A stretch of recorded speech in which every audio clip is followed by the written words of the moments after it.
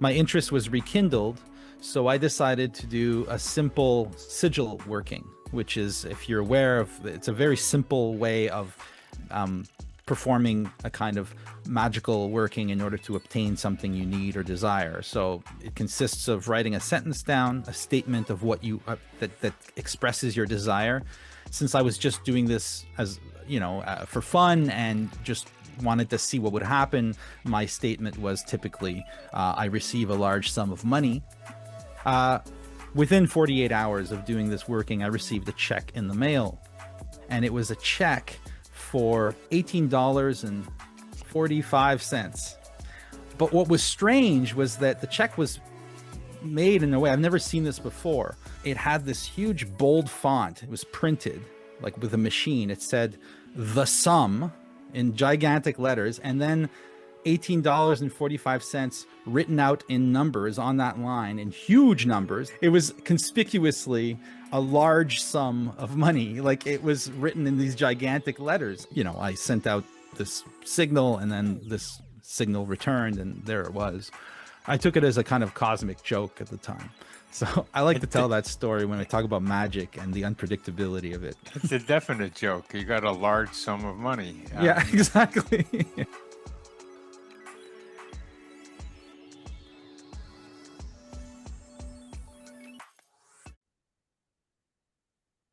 Welcome to Connecting with Coincidence. I am your rock and roll host, Bernie Beitman. Yeah, I say that now because we got a music guy, among other things, a writer, lecturer, he likes art and culture. And we just were talking before we got going about maybe getting this to be kind of like a song, because we're going to talk about the mystery that is synchronicity. The beginning of maybe a poem that we can put to little music as we talk. Yeah. Our guest is J.F. Martel. He's a writer and lecturer on art, culture, and philosophy.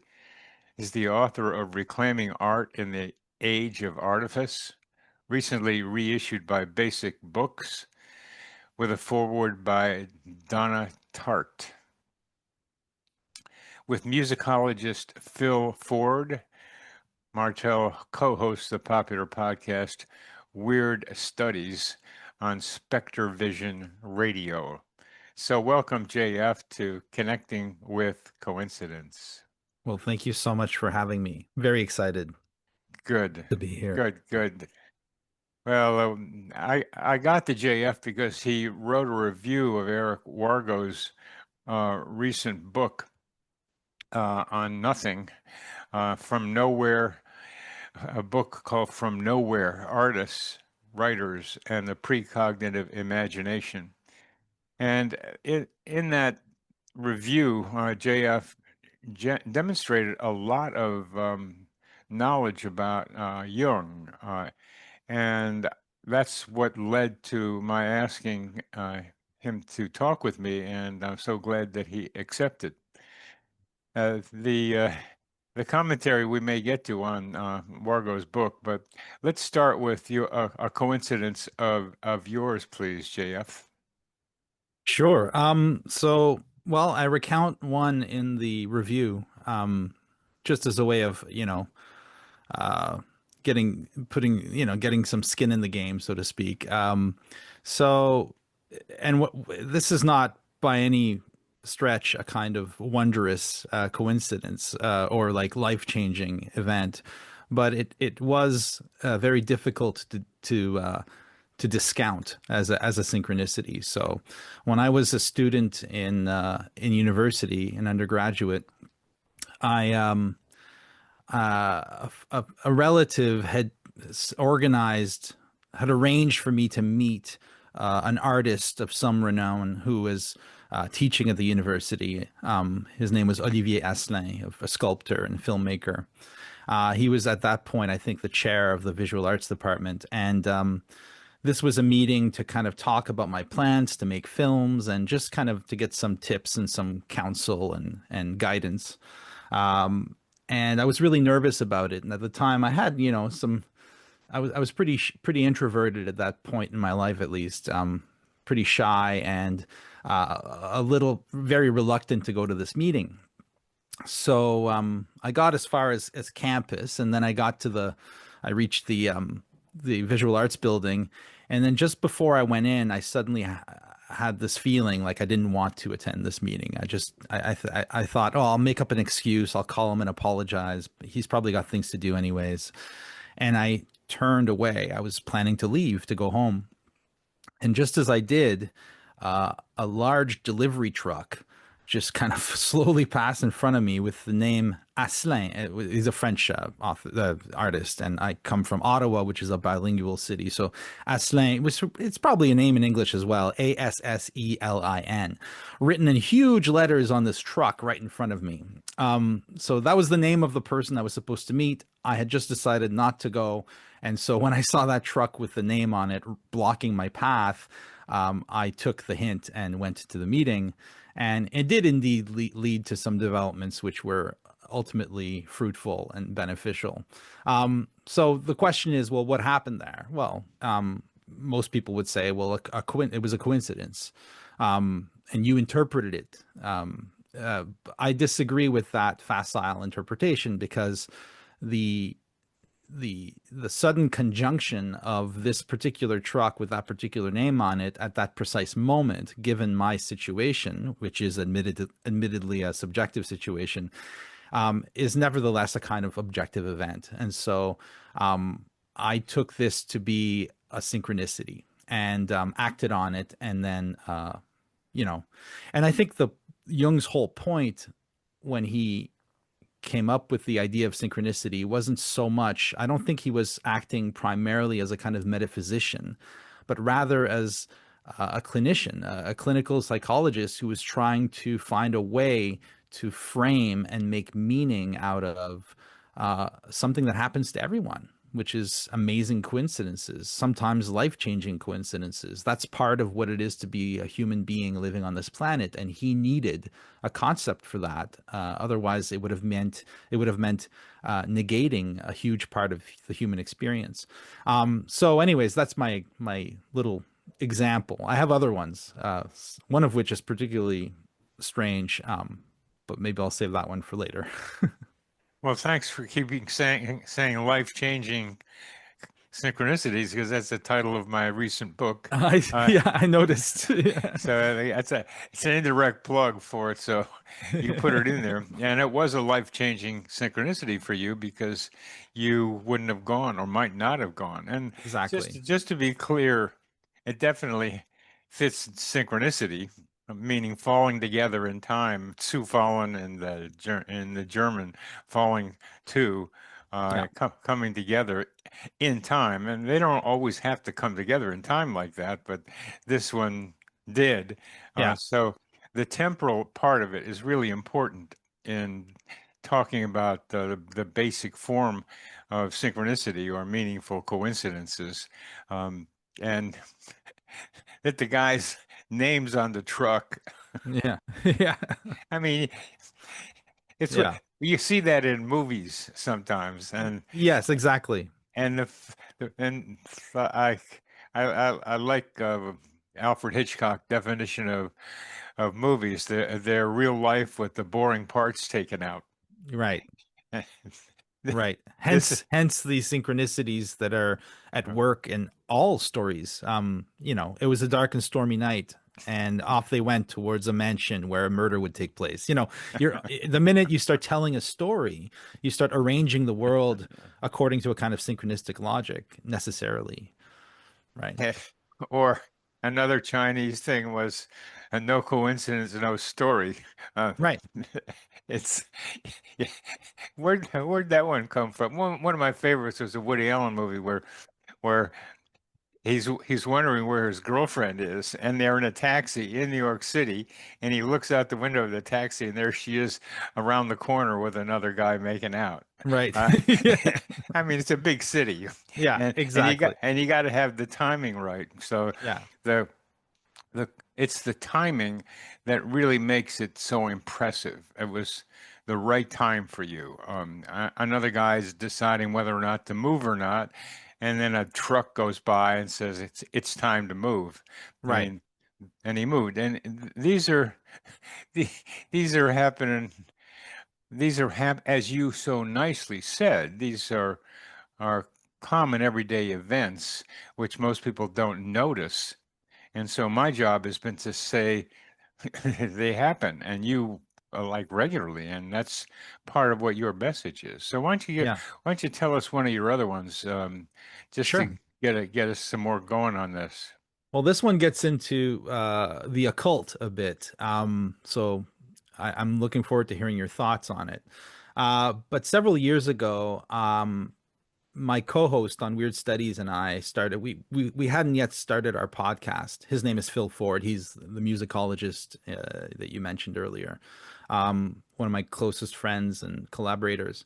And anyways, we were getting to know each other at the time. We were corresponding a lot by email. We had met at an event, a kind of launch for my first book, Reclaiming Art in the Age of Artifice, and we were just getting along swimmingly. And we were talking about a synchronicity, the weird, as we call it. We were talking about films. We were talking about magic. And at the time, we both, well, Phil had a very strong interest in practical magic, so in the occult and that sort of thing. I had had a kind of dalliance with it when I was younger, but I hadn't practiced magic in a long time. Um, Not because I had lost faith in its effectiveness. I remain open and kind of somewhat agnostic about the specifics. But I had like disturbing, troubling results when I had dabbled in the occult as a in my early 20s. Um, but at that point, my interest was my interest was rekindled. So I decided to do a simple sigil working, which is, if you're aware of, it's a very simple way of um, performing a kind of magical working in order to obtain something you need or desire. So it consists of writing a sentence down, a statement of what you that expresses your desire. Since I was just doing this as for fun and just wanted to see what would happen, my statement was typically, I receive a large sum of money. And so I wrote that on a piece of paper, and then there's a procedure. Then you bar out all the vowels, then you take all the consonants, you eliminate any repetitions. So if there are two L's in your sentence, you take out one L, and in the end, you'll have a small number of consonants. And with those consonants, you make what's called a sigil, which is a kind of a figure, kind of a magical figure that represents the singularity of your desire at that moment. So I did that. And then you have to charge the sigil, and there are different ways of doing that. You can just meditate on it, focus on it, and then you forget about it. Then you put it away. You either destroy it or hide it, and then you forget you ever did this working, and then you see what happens. So I did that just for fun, and to see what would happen. And the very next day, or maybe it was 2 days later, I'm not clear. I'd have to go back in my journals. Uh, Within 48 hours of doing this working, I received a check in the mail.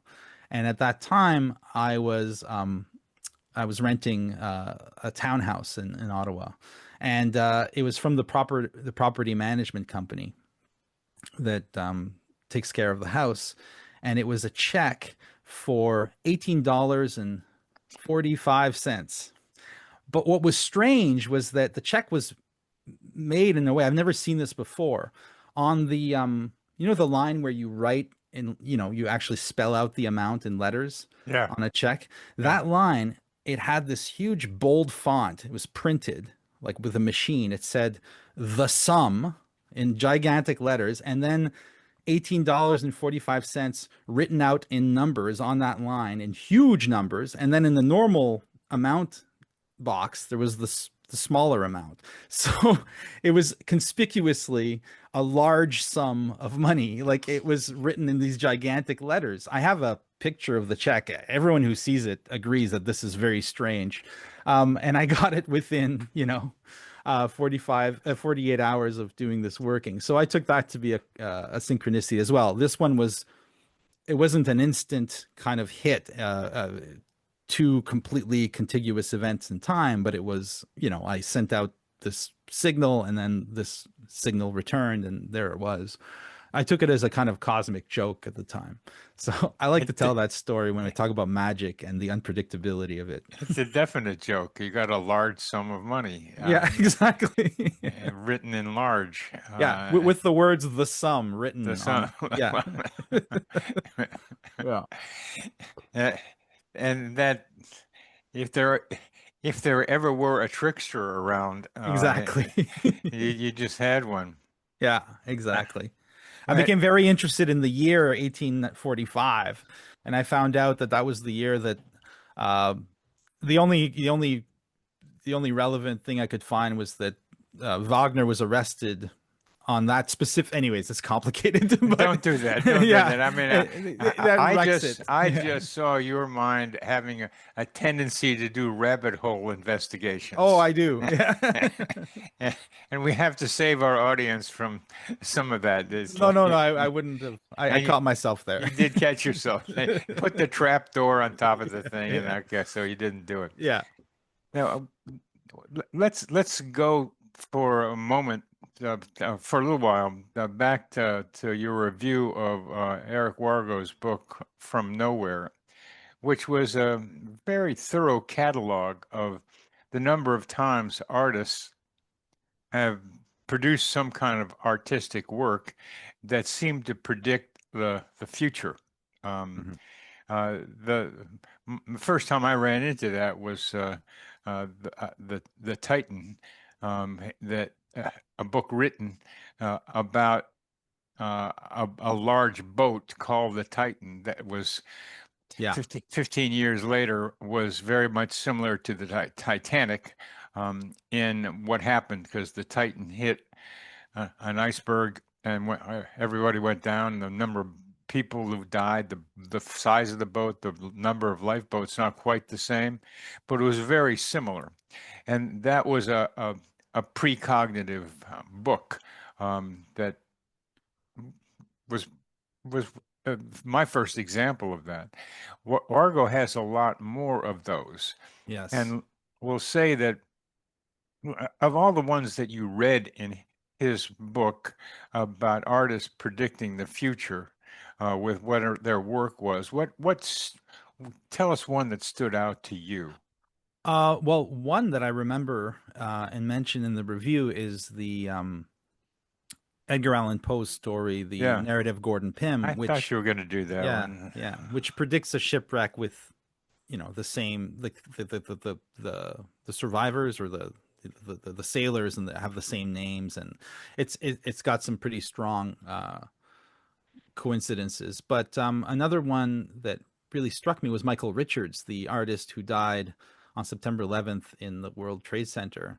Um, he was an African American artist, and he had been uh, making art that really explored, uh, air travel, aviation, but also violent death. He'd made a painting of a Tuskegee airman being pierced by airplanes, and all kinds of very suggestive imagery that then found its, according to Wargo, was suddenly explained on September 11th when the attacks happened, and he was one of the victims in the North Tower, I think. So that was very strong. Some of them are a little bit more, a little bit less, immediately convincing to a skeptic, perhaps. Those two come to mind as pretty powerful ones. Yeah. Yeah, the Edgar Allan Poe one was down to some of the names of the people on the boat, Correct. that Exactly. were very similar. There have been others,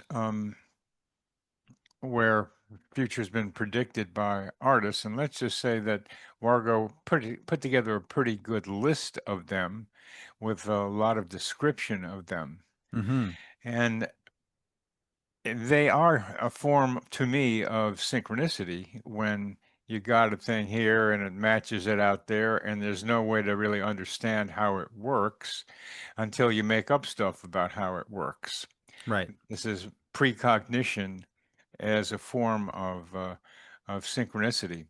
Do you include precognition as part of synchronicity? I do, yes. In fact,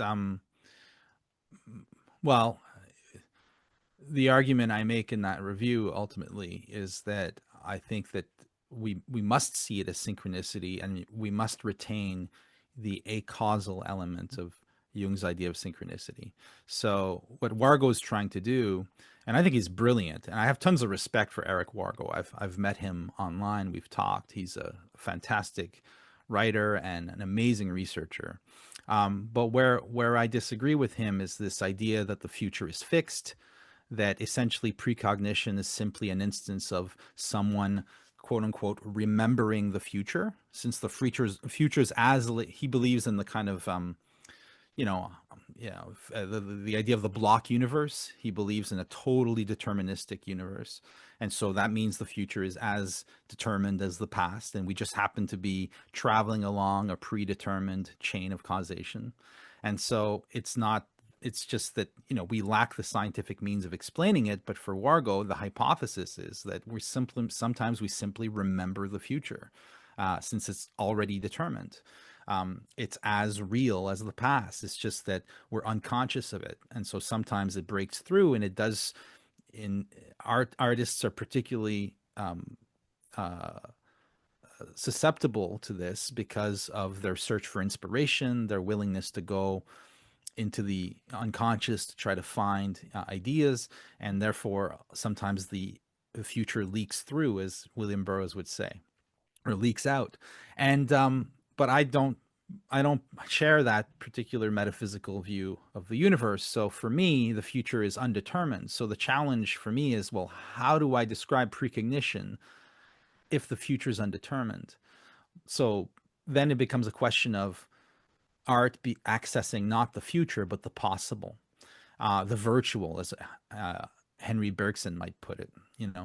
To access the virtual is to access the potentials of the future, that the future holds, and the synchronicity is simply the fact that the means by which artists do this is not something you can reduce to a simple causal process, but rather a kind of leap into the possible, and by sheer coincidence, which of course for Jung is Jung never argues that synchronicity isn't coincidence, right? By sheer magic, by a strange, miraculous sort of reality that we have to, try to grasp without collapsing it into something we already know. They are able to access these possibilities, and it seems to me that if you look at art that way, as being, then you have a reason to look not just to art that predicted something that happened, but to all art as an exploration of the possible. Whereas I think with Wargo,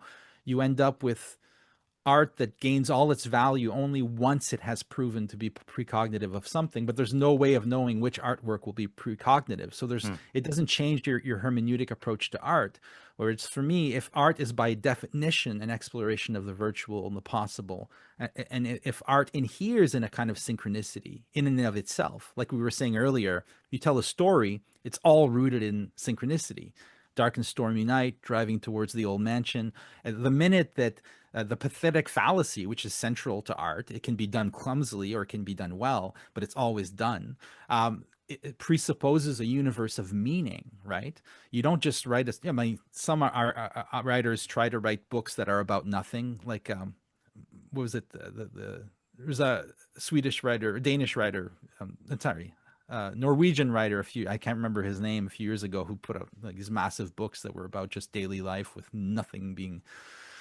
But mostly when we tell a story, we want a universe of meaning. And the weird thing about synchronicities is that they are real events that point to the possibility that we live in just such a universe of meaning, as opposed to simply a universe of blind causation, of ping pong balls bouncing. And, so Oh yeah, that's how I look at it. that's the whole idea of this, All right. that we're embedded in meaning, and and the idea that it's a potential. I mean, I always like precognition as it's a probability estimate of what's going to happen, Right. and not it's going to happen, because sometimes you can intervene. It can happen. You can intervene to like not make it come out the way it looked like it was going to come out. A lot of times you can't, because you can't know enough of the details to be able to do it. But that's Right. still meaning that if you can intervene, then it didn't happen, even though it looked like it was going to happen. So it's the universe of probability, and the Yeah. idea. Let's do the block universe, the block time thing. It's that putting time together with a block somehow Yeah. blocks something. That, that Yeah. that's not right Well, somehow. as I say at the end of the review, I have, Yeah. one moment I was like, imagine if you were able to look at a block universe from the outside. You would never derive from that the idea of causality. Because if time goes both ways, then when you're outside it, it goes no way. So what you have is just constellations of things, but you would never derive causality. To me, implies duration, time lived, right? A Yeah, before yeah, and an after. And if you yeah, don't have a before and an after, then you don't have causation. yeah. Yeah. Yeah, that's what causation is. Right. So I've gotten to this place being the way I think anyway, is this block. Yeah, it's I just remember blocks of ice when I was growing up. That people would deliver blocks of Right. ice. That was my first experience of a block, besides running around the block. But that was a block. And so I use that and say that means that everything that was and will be is right there in that block, that time block of time. And I'm saying, oh, okay, I'm not so sure about the future part of that, but I can see that some of it can be thought of as fixed, that you can travel. And I have traveled back in time so that it seems like I'm actually there. It's not remembering as much as feeling like I'm sitting in the orange chair I used to sit in San Francisco in the late 60s, early 70s. And I'm looking around at the room that I was in, listening to James Taylor singing. Or, or You've Got a Friend by Carole King. I'm there experiencing it, and as much as I, without my body, can be there experiencing it, I think it's possible to go into the future and look around. Um, but mostly, I see this block of time with time as we currently know it running through it. So it's a Mm, combination of what we might think of as linear time and this block time hmm. in one conflagration of some kind or other. Yeah. Oh, that makes a lot of yeah, exactly. And what you've done there is you've brought back movement, time Yeah. as change into this idea. So if your idea of the block universe um eliminates change, then it's just an abstract model. But it's very difficult, as Bergson showed in his work, it's very difficult to think change, to think time. And so time's very strange. So you could have I like what you're doing is essentially because we need a sense of time in its fullness, time completed. The Greeks had many concepts of time, as I'm sure like uh, what what we call synchronicity, they might have linked it to connected it to what they called kairos, which is the idea of the right time, right, where everything falls into place. And I believe Yeah. I've seen an article you wrote about mentions kairos on Yeah. Psychology Today, I think. Yeah. And then they also had the idea of chronos, which is causal time.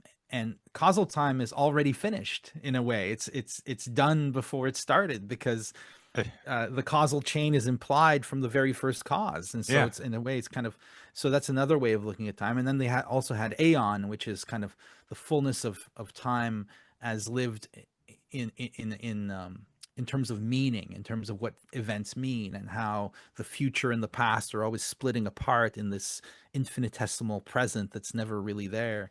And so I think we need to have a kind of pluralistic view of time to make sense of this stuff.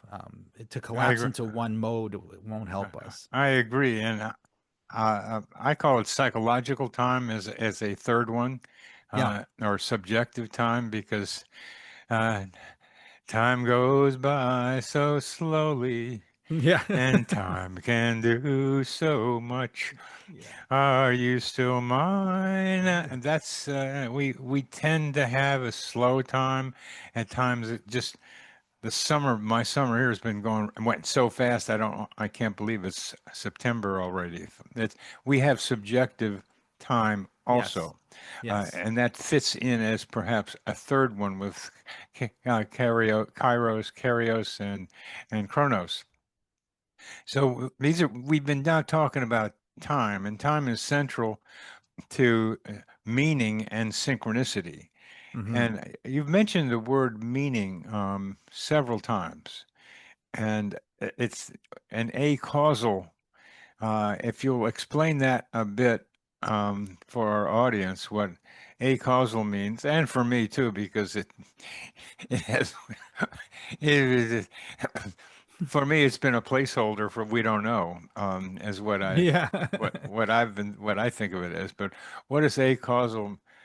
A causal in terms of Jung's work, and I'll say it this way, that Jung primarily emphasized meaningful coincidences and Yes. used the term synchronicity to explain them. Hmm. And synchronicity became an acausal connecting principle that connected the meaning of the two apparently unrelated events. Correct. Yeah, exactly. So, as someone, I'm a philosophy guy. So when I first read Jung, I was very struck by his insistence on the acausal part. Because usually what we do is we take synchronicity and we attribute it to some kind of higher causality, um, a causality, a kind of divine causality or Yeah. something like that. But he insists that he has a line. He says no conception of causality is admissible here. Essentially, what he's saying.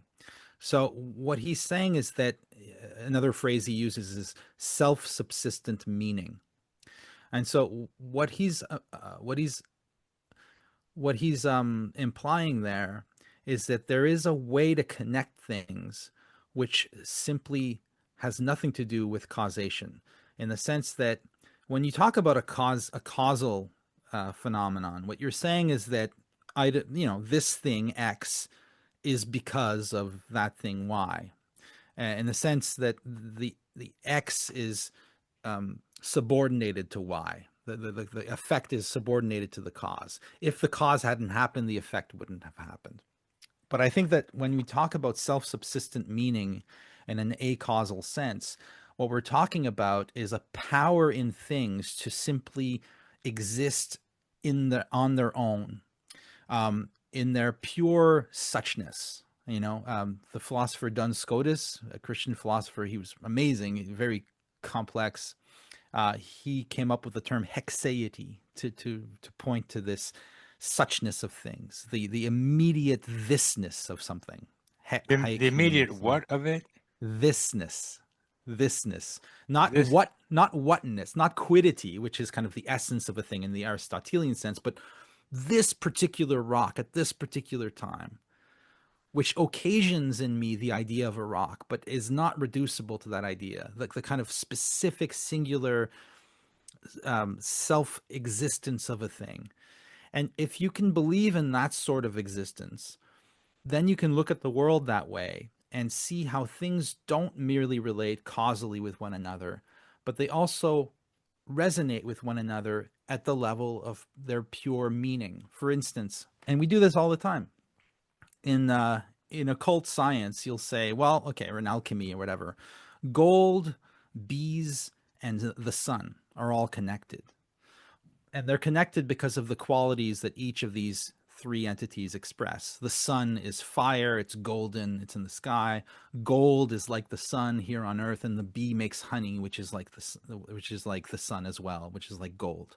And so you connect these things, but of course the causal chains in which these three entities are emerge are completely well, they're ultimately connected, but pragmatically speaking, they're completely disconnected. There is a reason why, there is a connection between the sun and bees and gold, but the connection that's made in alchemy is not on the basis of their scientific interconnection, their causal interconnection, but rather on the sheer qualities that each of these three entities express: goldness, shining, whatever it is that bees warmth. I don't know. There's all kinds of symbolic ways. In other words, uh, the acausal connecting principle is simply what we call normally aesthetics to me. So if you look at, for example, a painting by Van Gogh, right? I always use this example. The last painting he made, which is crows over a wheat field, right? Um, so what it shows is he made this just before he passed away, just before he took his own life. So there's a wheat field. It looks like it's like stormy weather or it's dusk, and there are crows flying over the wheat field. And of course, we can relate that to his, impending death, to his state of mind, etc. We can do all kinds of things with the painting, but the painting only works if we look at it in a specific way. If you look at the painting and go, where are those crows going? Are they going east or west? What kind of wheat is that? Is that dwarf wheat, or is that, who blazed that path? If you're asking the wrong question, if you're asking causal questions about the painting, you're not going to get it. You only get it if you suddenly see crows as crows, wheat as wheat, the sky as the sky, the path as a path, and you allow these very different things in their own self-existence to resonate with one another aesthetically, that is to say, symbolically or archetypally. And at that level, you start to get a new insight into the meaning of the painting, which if you were like a Vulcan or an android looking at the painting and reducing it simply to a representation of causal things in a causal universe, you would completely miss. I, I hope that gets to something of what I think Jung is on about with the acausal connecting Ah, principle. you were getting there, and then you stopped yourself. Um, for me, and maybe for people watching and listening, you got the crows, you got the field, a couple other things, and you want to be able to have them resonate with each other to create a shared meaning, much like you were talking about with the gold of the honey and the gold of the sun. Right. Um, and the gold of gold. And here you got me into the picture. You got the crows, you got the field, and a couple other things. Well, put them together, please, for the way that you did it with the three golds. Well, I would say that then you have to think about each thing in its own terms. I would say that wheat in this case is an expression of life, of beginning, of nourishment, of of uh, of uh, of excess to me. There's something about wheat that speaks to me of abundance, superabundance. So you have that. You have a path moving along the z-axis in the painting. So you have this moving towards. So we're moving towards abundance. But then you have crows, and crows, of course, are carrion birds. They're they eat the dead, and so there's an intimation of death. There's the weather is dark. So what I get is a kind of um, a weird sort of marriage of hope and despair. That's what I get out of A it. weird sort of what? A marriage of hope and despair. A kind of febrile kind of embrace of the unknowable, um, and maybe an image of death. Uh, but I think that ultimately that's an interpretation. But it's an interpretation that starts with a kind of synchronistic appreciation of the image. I could have other interpretations. You might have other interpretations, but it begins with this recognition before any meaning is ascribed that meaning is there. And it seems to me that we need to make it. I think we need to make a distinction between two ideas of meaning.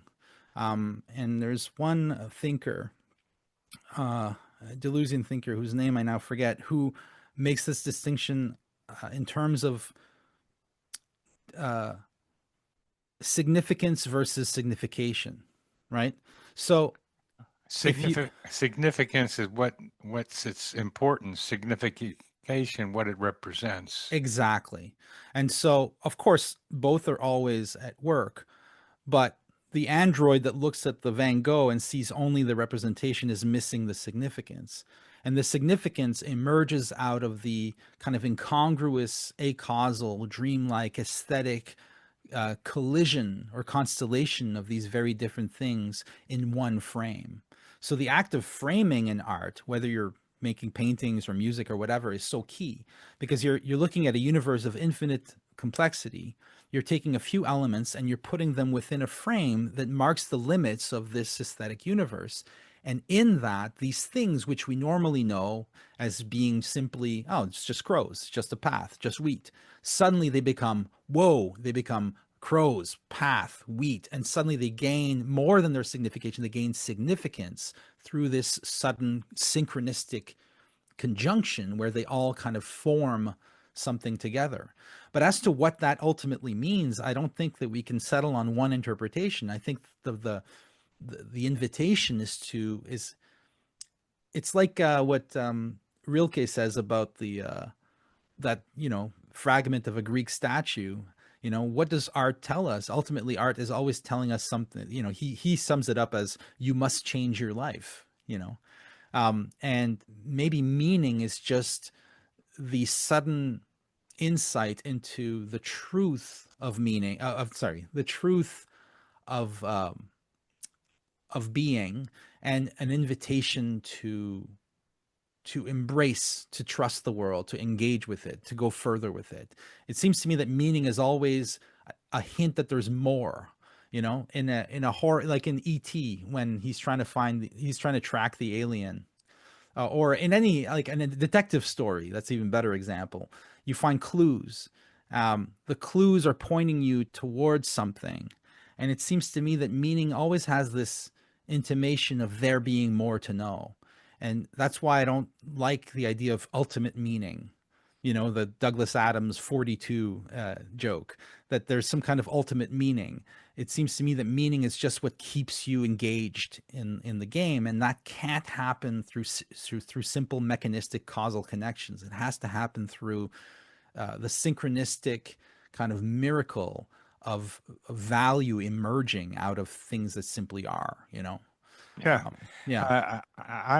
I'm going to refer back to a Chinese idea that Jung used to make the concept of synchronicity, that each moment in time has its own signature, its own something or Right. other.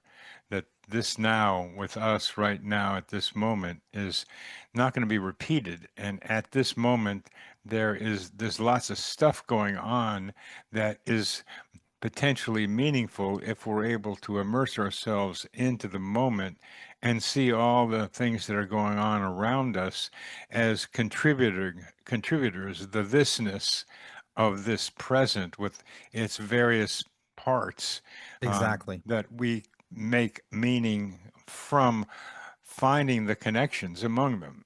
I did this with Absolutely. tarot cards.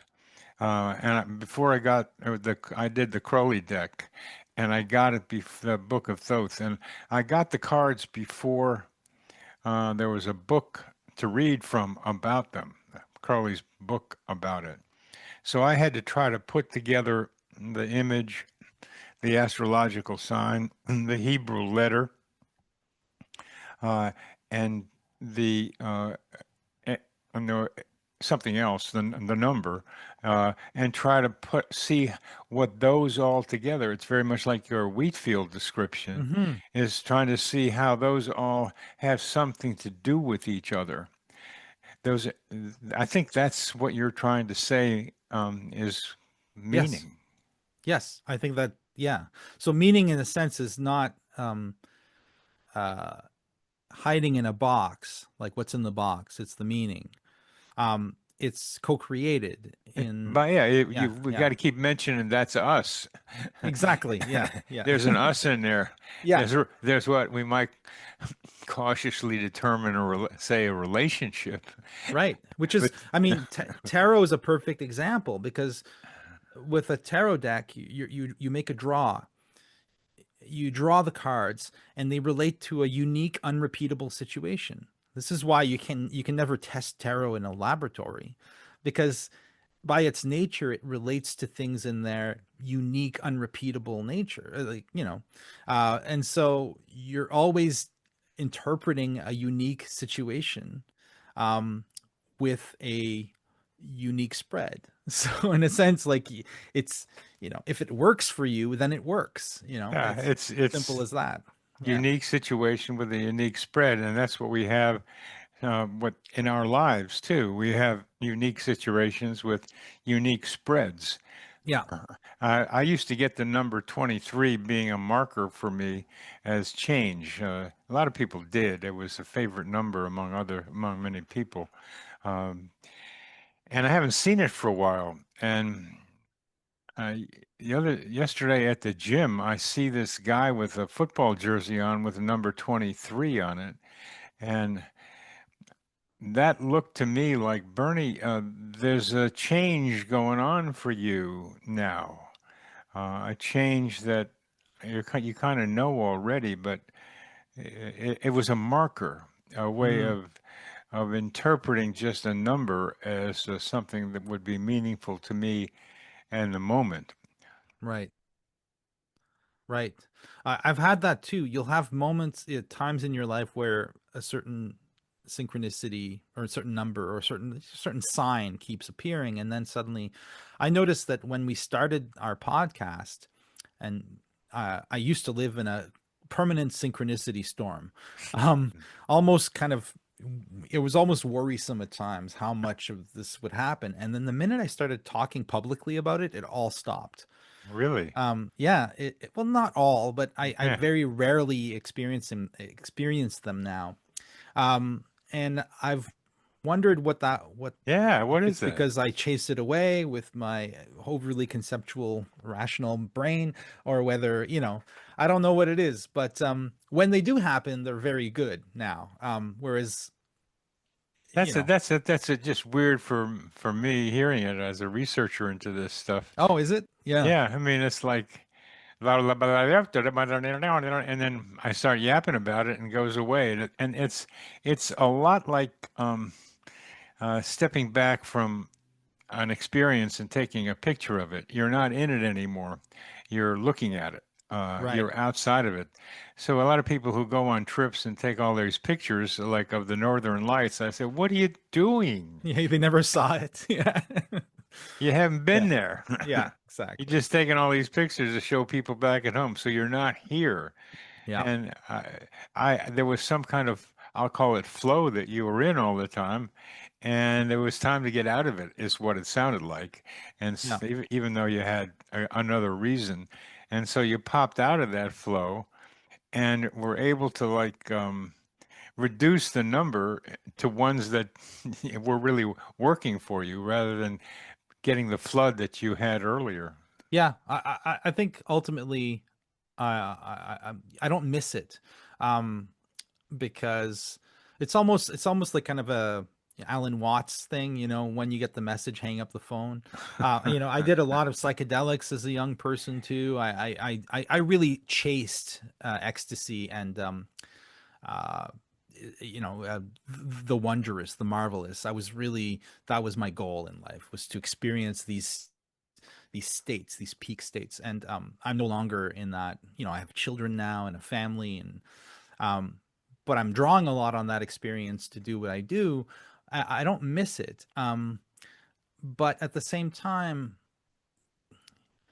you know, it's just yeah. Then you just wonder how much. Uh, it challenges the purely acausal idea a little bit, because if it was just an acausal thing that's always happening, then it shouldn't matter how you feel.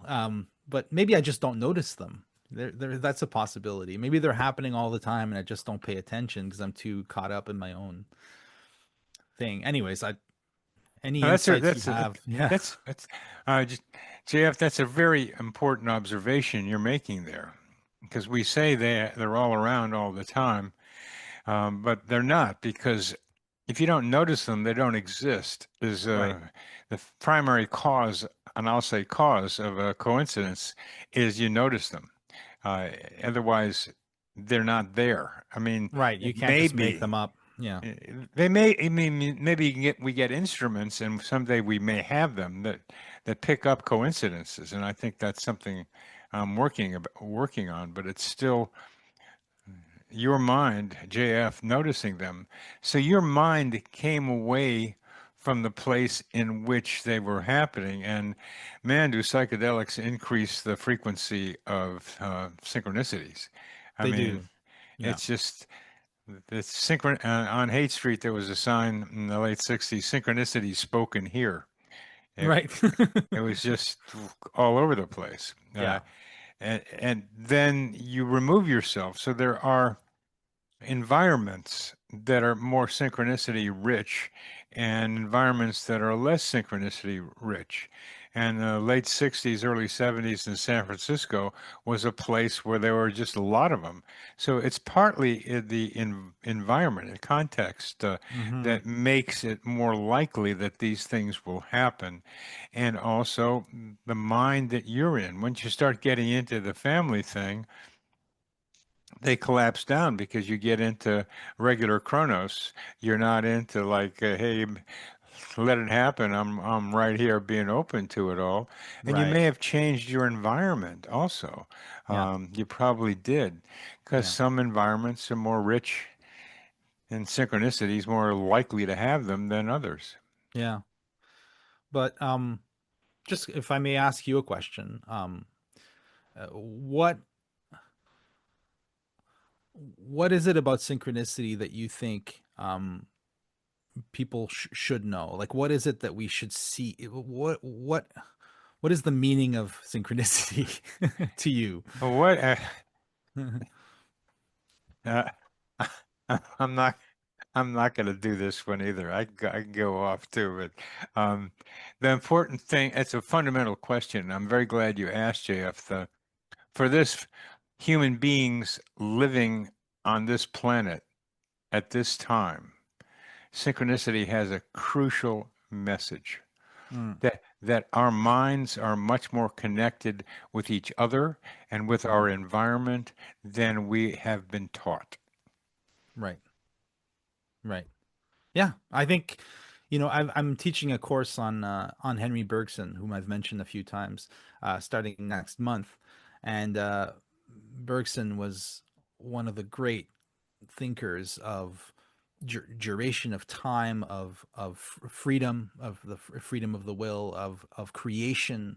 Really a singular figure in the history of philosophy who's been kind of appropriated in ways that I don't think are always in keeping with the spirit in which he wrote.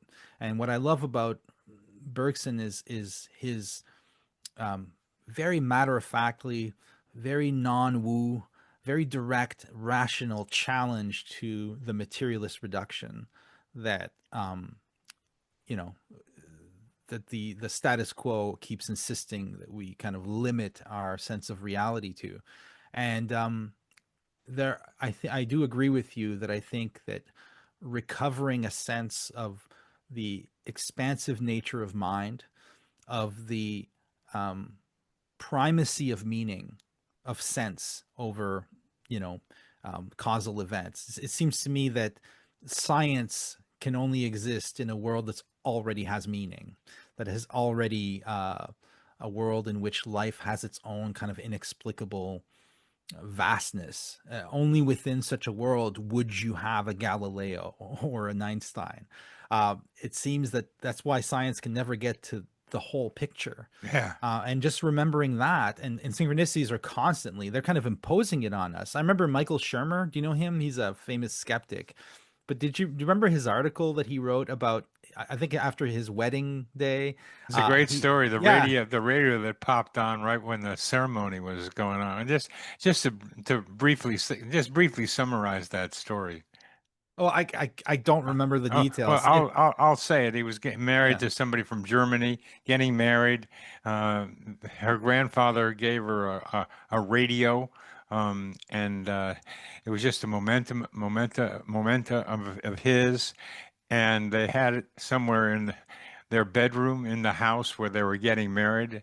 And right when they were beginning to the marriage ceremony, they heard a sound that was one of her grandfather's favorite songs playing, and they didn't know where it was coming from. And it came from this radio that had not worked for 15, 20 years. And they tried to fix it, but it wouldn't work. So it played for a while, and then it stopped short, never to go again, like grandfather's clock. It just stopped. Yeah. So it came on right when they were getting married, and she was feeling alone because she wanted to have a family member there, and this was her favorite family member, so he was there at her wedding for her. Yeah. And then Shermer just had for a while to say, hey, maybe there's something going on, but after a while, he needed the cash to be a skeptic, so uh, Yeah. he went back to being a skeptic. I really admire his willingness to tell the story, but at the same time, it's such a hard synchron. It's more than a synchronicity. It's a paranormal event because that radio just turns on. Just turning on was inexplicable in itself. But um, it to me, what that tells me, that story, is that this reality, this side of reality, will just impose itself on us if we ignore it. It's simply a part of life, and if Michael Shermer um, experienced it so powerfully that he had no choice but to like acknowledge it in a column, and he's like a professional In skeptic. Well, this is Scientific American of all yeah, places, yes. this is how real this is. This is a part of life. These things happen all the time. And yeah, ultimately, Jung argues at one point that in a footnote, I think, he explains that, and Mary Louise von Franz really develops this idea in her book Psyche and Matter, that synchronicity can serve not only to explain um, or to kind of to give some kind of framework to meaningful coincidences, it can also serve to explain the fundamental laws of physics and mathematics. There are basic laws that we can't simply construe as effects of other laws. There's a fundamental kind of implicit, order to the universe, which is not attributable to a cause, unless that cause is like God. And so, uh, from that perspective, even normal causal events can be construed as a strange form of synchronicity, because we could have been living in a world like Alice in Wonderland where everything's topsy turvy and things change into other things. There's no logical reason why such a universe is impossible. Um, so the fact that we live in an ordered universe where Michael Shermer can ply his trade as a skeptic is itself, from a certain perspective, signs that we live in a kind of miraculous universe. Miraculous, if only because it allows for enough regularity for certain events to stand out as meaningful against others. Now It's like once, yeah, that's well yeah, said. yeah. That's well said. Thanks. Uh, it, it's And if it ain't Alice in Wonderland here, I don't know what it is, man. I mean, this thing, it's so crazy here. But just walking along, Yeah. just walking along through life, and see, it's just, I mean, all you have to do is peek underneath the covers or something. There's something going on That's true. that ain't what it looks like, and Yeah. that's what synchronicity is being able to tell us. There's there is an ordered universe, and there are these. Universal constant, the Planck constant, walk the plank Right. constantly. You can play with the words of it. That's fundamental to it all. And uh, the black holes. All I know is I don't know, and Right. it's that's the fun of it. That for me, the mystery of it, and Mm, synchronicity is so good at giving clues to what's going on around here. They're agreed. little clues for us little-minded things to have fun figuring out what's going on with them, as well as get hurt by them. I mean, they're not all wonderful. They can No. get you in trouble, but even then, if it gets you in trouble, can sometimes turn out to be the best thing that ever happened to you. So it's like it's an adventure Yeah. when you're in the synchronicity thing, and it can be a lot of fun as well as some pain, and that tells you it is not just this regular world that we're in. It is a box. There are some things that are regular, and within that, there's a lot of weird stuff going on, and Yes. synchronicity is a clue to all that. Agreed. Agreed. Well, we've come to the end of our agreement here, we've had a good time, JF. I think we made a little song there, a little ditty. Can't help it. We Yeah, can't help exactly. Everything rhymes, no matter how hard you try. it. And we didn't try very hard, and there we are. Yeah, So thank you very, very much for a very entertaining and I yeah, hope informative for our audience. hopefully, yeah. Hopefully, you never know, but it was entertaining for us, for me, and I think for you too. So It was indeed. Thank you, Bernie, and it was a real pleasure to meet you. thank you very much, JF. It was a lot of fun playing with you. So Excellent. thanks.